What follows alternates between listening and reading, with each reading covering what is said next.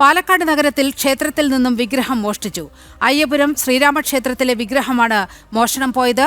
രാത്രി ക്ഷേത്രത്തിന്റെ ഓട് പൊളിച്ച് അകത്ത് കയറിയ മോഷ്ടാവ് വിഗ്രഹം കവരുകയായിരുന്നു.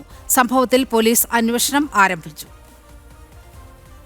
ഇന്നു പുലർച്ചെ 5:30 ക്ഷേത്രത്തിലെ പൂജാരി നട തുറന്നപ്പോഴാണ് വിഗ്രഹം മോഷണം പോയത് തിരിച്ചറിഞ്ഞത്. അയ്യപുരം ശ്രീരാമക്ഷേത്രത്തിലെ ശ്രീരാമ സീതാ സമേത ലക്ഷ്മണ ആഞ്ജനേയ പഞ്ചലോക വിഗ്രഹമാണ് മോഷ്ടിക്കപ്പെട്ടത്. കൂടാതെ ക്ഷേത്രത്തിലെ ഒരു വിളക്കും മോഷ്ടിക്കപ്പെട്ടിട്ടുണ്ട്. രാവിലെ വന്ന് അമ്പലം തുറക്കുമ്പോൾ അറിയാം, അമ്പലം ഫ്രണ്ടൊക്കെ അടച്ചുമരി ഉണ്ടായിരുന്നു. ഉള്ളിൽ പോയ ശേഷമാണ് വിഗ്രഹം കാണാത്തതുകൊണ്ട് അറിഞ്ഞത്. അതും ഒരു വിളക്കും കാണാൻ്റെ കാര്യം.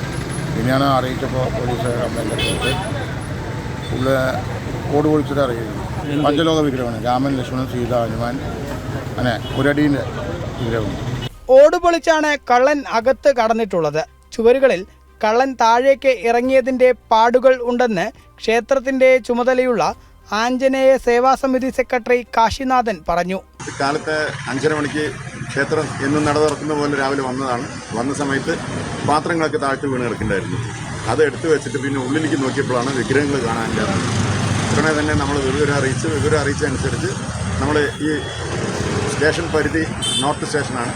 നോർത്ത് സ്റ്റേഷനിൽ വിളിച്ച് വരുന്നു. ഞാൻ നേരെ ഇവിടെ എത്തി.